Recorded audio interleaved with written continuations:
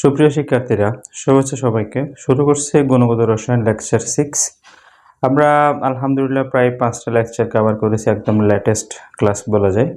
এবং বলেছিলাম এই ক্লাসগুলোতে আমরা একদম বেসিক থেকে শুরু করে রিলেটেড সিকিউ প্লাস এমসিকিউ একদম সব কিছু ডিসকাস করব। সো দেখা যায় কি এর বাইরে তেমন একটা কিছু তোমাদের দরকার হবে না আশা করি। আমার প্রিপারেশন অনেকটা এরকমই বলা যায়। সো যারা এইচএসসি 28 আসো বা 27 আসো তাদের জন্য একদম ফ্রেশ ক্লাস বলা যায় আর কি, ঠিক আছে। সো দেখো, আমরা এখানে এই প্রিভিয়াস লেকচারে আমরা কোয়ান্টাম তত্ত্ব এবং তড়িৎচুম্বকীয় বিকিরণ নিয়ে ডিটেলস আলোচনা করেছিলাম। তড়িৎচুম্বকীয় বিকিরণের আজকে কিছু ব্যবহার শিখব।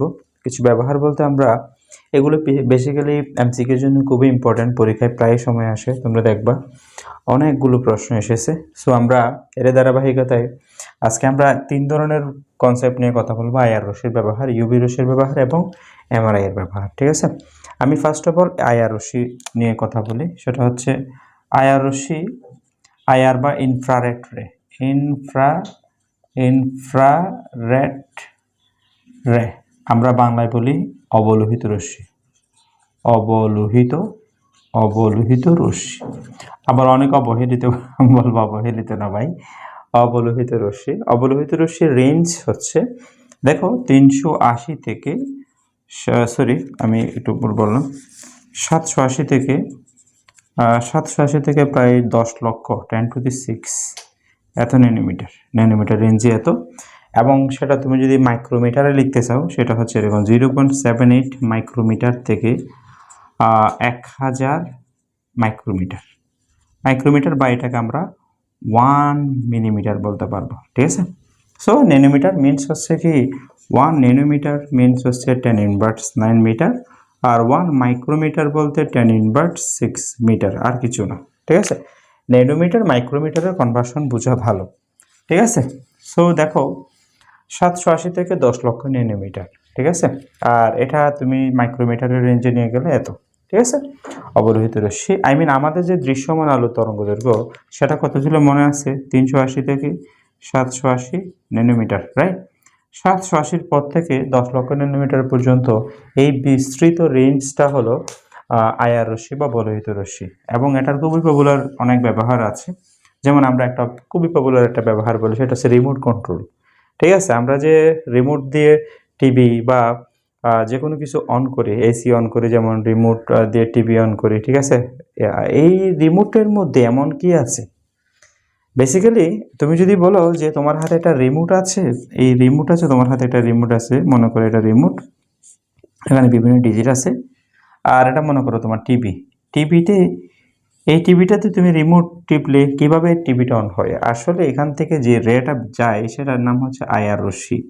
এটা তো ইনভিজিবল, দেখা যাবে না, এটা বাট শনাক্ত করা যাবে। এখানে রিসিভার আছে, টিভিতে রিসিভার আছে, আইআর রশ্মি মারলে সেটা কি করে?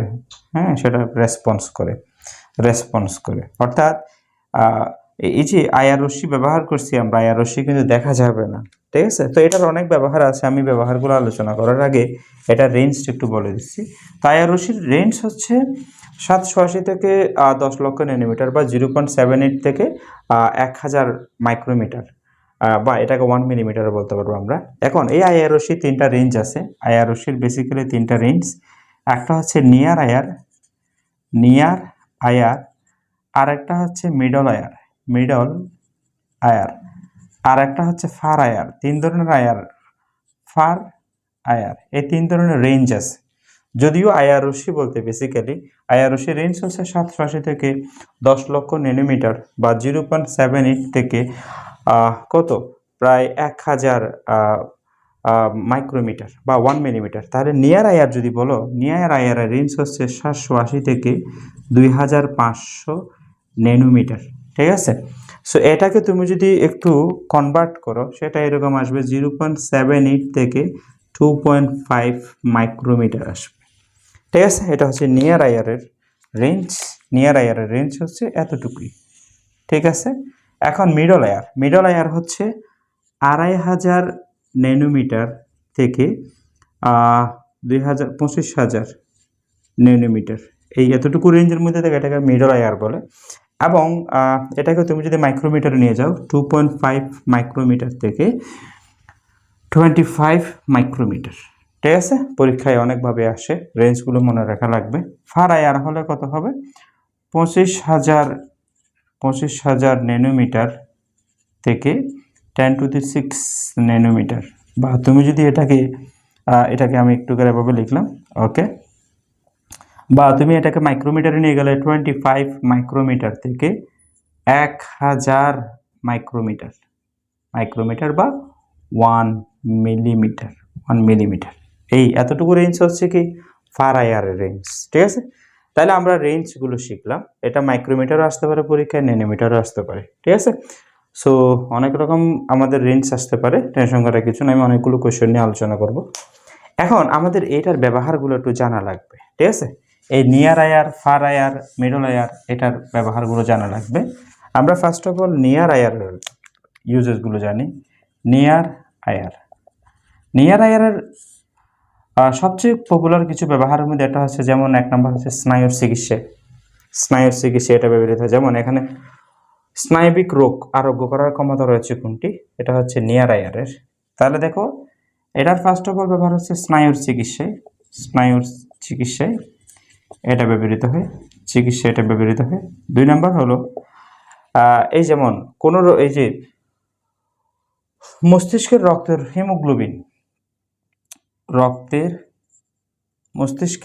হিমোগ্লোবিনের মাত্রা নির্ণয়ের মাধ্যমে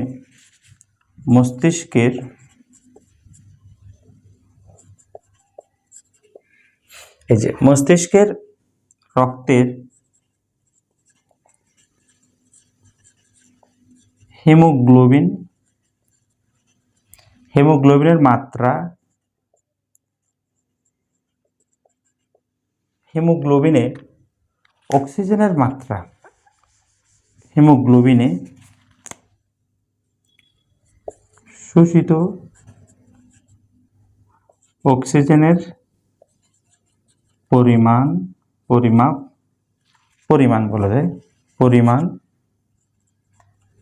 নির্ণয়ের মাধ্যমে মস্তিষ্কের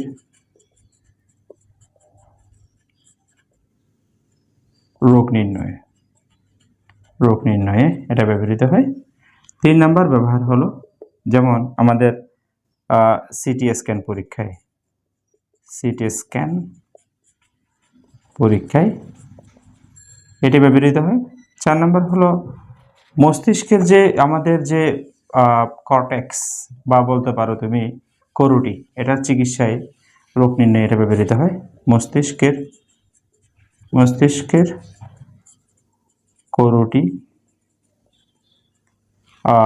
করুটির রোগ নির্ণয়ে যদি আমরা বলি, বা বেসিক্যালি এটা আসলে সিটি স্ক্যানেই চলে আসতেছে। সো এগুলোর আমাদের নিয়ার আয়ার ব্যবহার। স্নায়ুর চিকিৎসা ব্যবহৃত হয় নিয়ার আয়ার। আর এখানেও যেমন দেখো, এখানেও নিয়ার আয়ার ব্যবহৃত হবে। ঠিক আছে, আচ্ছা, নিয়ার আয়ার এখানে আমি দুইটা ব্যবহার দেখাইছি।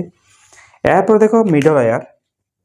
নিয়ার আয়ার কতটুকু বলছিলাম? 780 থেকে 2500 ন্যানোমিটার রেঞ্জে তুমি যদি বলো। আর মাইক্রোমিটার রেঞ্জে বলো 0.78 থেকে 2.5 মাইক্রোমিটার।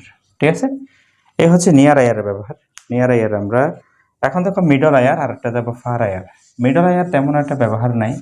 মিডল আয়ারের ক্ষেত্রে খুব চমৎকার কিছু ইনফরমেশন আছে।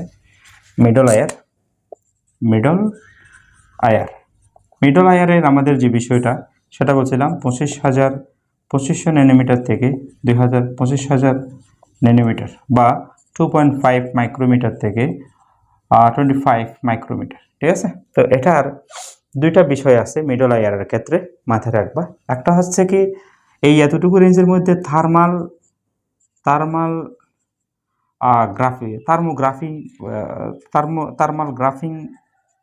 গ্রাফিং নামক একটা সিস্টেম আছে। এই সিস্টেমের ক্ষেত্রে বেসিক্যালি এটা ব্যবহৃত হয়। যেমন চিকিৎসা ক্ষেত্রে আয়ারসির প্রধান কাজ কোনটি? তাহলে টিস্যুর তাপমাত্রা ম্যাপিং বলে একটা সিস্টেম আছে। এটাকে থার্মাল ম্যাপিং বা টেম্পারেচার ম্যাপিং বলা হয়, বা গ্রাফিং বলা হয়। ঠিক আছে, এটার রেঞ্জ হচ্ছে 2500, দেখো 2500 ন্যানোমিটার থেকে 25,000 ন্যানোমিটার রেঞ্জের মধ্যে এটা থাকে।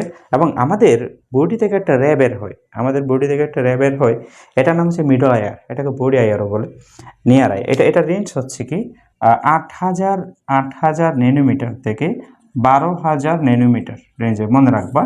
সো এই রেঞ্জের মধ্যে কি হয়, আমাদের বডি থেকে যে রেটা বের হয় এটা হচ্ছে নিয়ার আয়ার। এবং যদি রিয়েলি আমরা এই রেটা দেখতাম, তাহলে পৃথিবীকে আমরা হলুদ দেখতাম, সবুজ দেখতাম না। এটা কিন্তু খুব ভয়ঙ্কর। এই জন্য সব রেঞ্জ দেখা ভালো না, আমরা একটা নির্দিষ্ট রেঞ্জের মধ্যে দেখি, সেটা হচ্ছে প্রায় কত 380 থেকে 780 ন্যানোমিটার, রাইট? ওকে, সো এতটুকুর মধ্যে হচ্ছে কি আমাদের বডি থেকে যে রেটা বের হয় সেটা রেঞ্জ হচ্ছে এতটুকু, এটা মিডল আয়ার, ঠিক আছে? এটাও আমরা এমসিকিউর জন্য পড়বো একটু পরে। এখন আমরা যাব, আমার সাথে সাথে একটু লিখবা তোমরা, সেটা হচ্ছে এখন হচ্ছে ফার আয়ার। ফার আয়ারের অনেকগুলো ব্যবহার আছে। এর মধ্যে একটা হচ্ছে কি ব্যথা উপশমে এটা ব্যবহৃত হয়। যেমন ব্যথা উপশম স্নায়ুতন্ত্রের পুনর্গঠনের ক্ষেত্রে কোনটা ব্যবহৃত হয়? এটা হচ্ছে ফার আয়ারের ক্ষেত্রে, ঠিক আছে? তারপর আরেকটা ব্যবহার আছে রক্তের সাথে কণিকা বৃদ্ধি ও রোগ প্রতিরোধে, রক্তের শ্বেত রক্তকণিকা যদি জীবাণু ধ্বংস করে, তাহলে এটার বৃদ্ধিতে এটা ভূমিকা রাখে, বৃদ্ধি ও রোগ প্রতিরোধ শক্তি বৃদ্ধিতে এই রশ্মিটা কি রাখে, ভূমিকা রাখে, ঠিক আছে?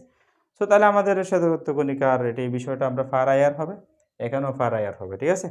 আবার এখানে একটা জিনিস দেখো, আয়ার বর্ণালীতে যে কার্যকরীমূলক শনাক্তকরণের জন্য যে রেঞ্জ, সেটা হচ্ছে মিডল আয়ারের ক্ষেত্রে এটা ভূমিকা রাখে। সেটা হচ্ছে প্রায় 25,000 ন্যানোমিটার থেকে 25,000 ন্যানোমিটার এই রেঞ্জের মধ্যে, বা আমরা বলতে পারি 2.5 মাইক্রোমিটার থেকে 25 মাইক্রোমিটার রেঞ্জের মধ্যে যে আয়ার মিডল আয়ার, এটা কিন্তু জৈব যৌগের বিভিন্ন রকম কার্যকরীমূলক শনাক্তকরণে, যেমন অ্যালডিহাইড হবে না কিটোন হবে, হ্যাঁ, বা কার্বক্সিলিক অ্যাসিড হবে কিনা, এই কার্যকরীমূলক শনাক্তকরণে এই রশ্মিটা ব্যবহৃত হয়, ঠিক আছে? এটা নিয়ে আমরা আরও বিস্তারিত পড়াবো ইনশাআল্লাহ। আপাতত দেখো আরেকটা বিষয়, এখানে আয়ার বর্ণালীতে কার্যকরীমূলক শনাক্তকরণ অঞ্চলের তরঙ্গ সংখ্যা কত? তরঙ্গ সংখ্যা যদি বলো, সেটা হচ্ছে কি 4,000 থেকে প্রায় কত 400 থেকে 4,000 আসলে এটা একটু মনে রাখিয়ে তোমরা, এটা খুবই ইম্পর্টেন্ট একটা কোয়েশ্চেন। তরঙ্গ সংখ্যা বলতে বেসিক্যালি 1/λ বসালে আমরা এটা পাবো। সো আমার তরঙ্গ সংখ্যা বলতে এটাকে আমরা নিউ বার বলি, নিউ বার বলতে 1/λ বেসিক্যালি। সেই ইনফরমেশনটা আপাতত মনে রাখো। তরঙ্গ সংখ্যা নিয়ে আমরা যখন রিড বা ধ্রুবক নিয়ে ম্যাথ করাবো তখন আরো বিস্তারিত পারবো। আপাতত এই ইনফরমেশনটা তোমরা মনে রাখো, ঠিক আছে? এখানে আমরা 6টা এমসিকিউ দেখালাম, এরপর আমরা আরো দেখি। 7 নম্বরটা দেখো, জৈব যৌগের কার্যকরীমূলক শনাক্তকরণে আয়ার অঞ্চলের কোন তরঙ্গদৈর্ঘ্যের পরিসর কতটুকু দরকার, সেটা হচ্ছে আমরা কি বলছি 2,500 থেকে 25,000 ন্যানোমিটার, ঠিক আছে? ফিজিওথেরাপিতে কোনটি ব্যবহৃত হয়? আয়ার রশ্মি ব্যবহৃত হয়। শরীরে বেদনা উপশমের নিচের কোন রশ্মিটা ব্যবহৃত হয়? অবশ্যই সেটা হচ্ছে কি আমাদের অবলোহিত রশ্মি, রাইট? আচ্ছা, ফার আয়ার রশ্মি নিচের কোন কাজে ব্যবহৃত হয়? ফার আয়ার হচ্ছে কি আমাদের ব্যথা বেদনা উপশমে জৈব যৌগের কার্যক্রমমূলক শনাক্তকরণে হচ্ছে মিডল আয়ার, মনে রাখতে হবে মিডল আয়ার। এবং সেটা হচ্ছে কি 2,500 থেকে 25,000 ন্যানোমিটার এই রেঞ্জটাই বেসিক্যালি কোথায় ইউজ হয়? জৈব যৌগের কার্যক্রমমূলক শনাক্তকরণ ইউজ হয়। তারপর সিটি স্ক্যানে নিয়ার আয়ার ইউজ হয়, যেটা রেঞ্জ হচ্ছে 780 ন্যানোমিটার থেকে 2,500 ন্যানোমিটারের মধ্যে, ঠিক আছে? সিটি স্ক্যানে জাল টাকা শনাক্তকরণে কিন্তু ইউভি রশ্মি ব্যবহৃত হয়, আমরা পড়াবো। সো টেনশন করার কিছু নেই। ইনফ্রারেড আলোর তরঙ্গ দৈর্ঘ্য কত? যেহেতু আমরা 780 থেকে 10 লক্ষ ন্যানোমিটার বা সেটা হইতে পারে মাইক্রোমিটার হলে এটা, ঠিক আছে? ওকে, অবলোহিত রশ্মির তরঙ্গ দৈর্ঘ্য নিচের কোনটি? তাহলে আমাদের 780 থেকে যেহেতু শুরু, প্রায় 800 থেকে এটা নিতে পারি, ঠিক আছে? ওকে, অ্যানস্ট্রম মানে 10 মিটার, ওকে। আয়ার সক্রিয় হওয়ার জন্য নিচের একটু অণুতে কি থাকা প্রয়োজন? সেটা হচ্ছে ডাইপোল মোমেন্ট থাকা প্রয়োজন, কারণ যার সাথে ইন্টারেক্ট করবে অণু পরমাণুগুলো মোমেন্ট লাগবে, না হয় আয়ার রশ্মি ইন্টারেক্ট করতে পারবে না, ঠিক আছে? 14 নম্বরটা দেখো, জৈব যৌগের কার্বন ও হাইড্রোজেন শনাক্তকরণে কোনটি ব্যবহৃত হয়? তাহলে আমরা বলছিলাম কার্যকরীমূলক শনাক্তকরণে আয়ার রশ্মি ব্যবহৃত হয়, ঠিক আছে? আচ্ছা, দুর্বল তরঙ্গ FIR ব্যবহার করে কিসের চিকিৎসা করা হয়? দুর্বল আয়ার আমরা ফার আয়ার দিয়ে ব্যথা উপশম, ঠিক আছে? আচ্ছা, ব্রেনের চিকিৎসায় কোনটি কার্যকর? আয়ার থেরাপি। ওকে, আয়ার থেরাপি ব্যবহৃত হয়। ত্বকের ক্ষত নিরাময়ে লেজার পদ্ধতিতে কোন রশ্মি ব্যবহৃত হয়? সেটা হচ্ছে আয়ার রশ্মি। ওকে, ডট পদ্ধতিতে ডিফিউজড অক্সিজেন থেরাপি যেটা বলি আমরা পদ্ধতিতে মাথার খুলির কর্মপদ্ধতি নির্ণয় করা হয় কিভাবে? তাহলে আয়ার রশ্মি দিয়ে, ঠিক আছে? ওকে, কোন রশ্মি মানব শরীর থেকে নির্গত হয়? মিডল আয়ার বলছিলাম, যেটা রেঞ্জ হচ্ছে 8,000 ন্যানোমিটার থেকে 12,000 ন্যানোমিটার। আয়ার রশ্মির ব্যবহার নয় কোনটি? এটা হচ্ছে প্রোটিন অ্যানালাইসিস, এটা ব্যবহার নয়, বাকি সবগুলো আমরা পড়াইছি, ঠিক আছে?